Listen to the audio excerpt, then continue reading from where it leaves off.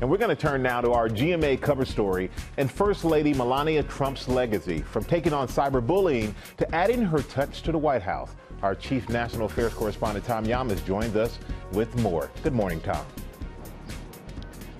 Michael, good morning to you. There were times when First Lady Melania Trump broke with her husband, but by and large, she was a loyal partner, standing by his side during his darkest moments and his political stunts. And tomorrow is expected to be no different. She will not be welcoming Dr. Jill Biden to the White House to give her a tour of the residence, as is tradition. My fellow Americans, it has been the greatest honor of my life to serve as First Lady of the United States. First Lady Melania Trump saying goodbye to the White House and exiting just like she arrived, shrouded in privacy and facing unescapable controversy. In her farewell address, the First Lady defended her legacy, but also seemed to hint at the violence inflicted by her husband's supporters at the Capitol. Be passionate in everything you do, but always remember that violence is never the answer and will never be justified. From the start, Melania Trump made it clear she would be a different type of First Lady, initially refusing to move to the White House, reportedly so her son Barron could finish school in New York City. Then, a devastating story broke. We're going to begin, though, with that new scandal rocking the White House. Stormy Daniels. Stormy Daniels. The Wall Street Journal reporting the president's personal attorney at the time, Michael Cohen, made a hush money payment to porn star Stormy Daniels to cover up an alleged sexual encounter. In the only one-on-one interview she did with a broadcast network, she addressed this difficult time.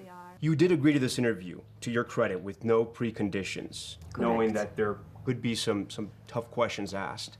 You're not the First Lady to have to deal with her husband's alleged infidelities. Has this put a strain on your marriage? It is not concern and focus of mine. I'm a mother and a First Lady, and I have much more important things to think about and to do.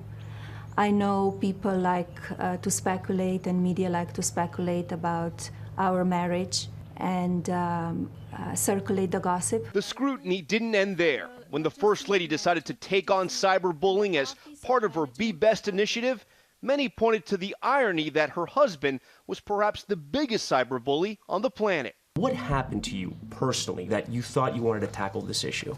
I could say I'm the most bullied person on the world. You think you're the most bullied person in the world? One of them, if you really see what people saying about me. And sometimes, people would not say to you face to face, but they hiding behind the keyboards, and that's the danger. I've seen your speeches about Be Best.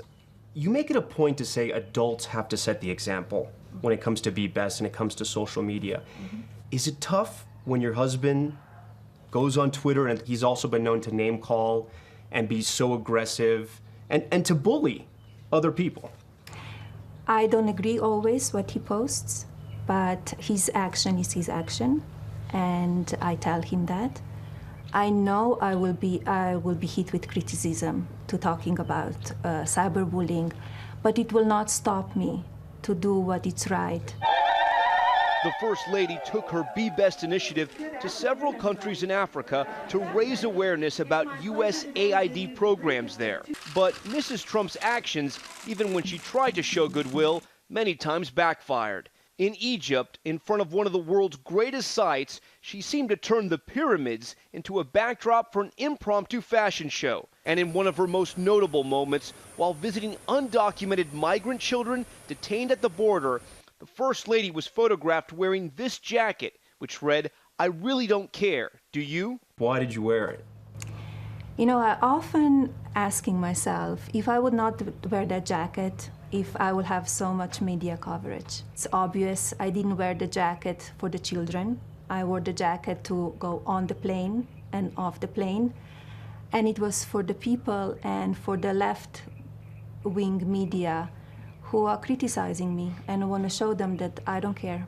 You could criticize whatever you want to say, but it will not stop me to do what I feel is right. Mrs. Trump, a former model, did not let it stop her from expressing herself through her other fashion choices. I think people will see her as someone who really did support her husband's agenda and was part of it and was part of the whole strange, norm-breaking, complicated legacy of the last 4 years. and her wardrobe choices were norm breaking.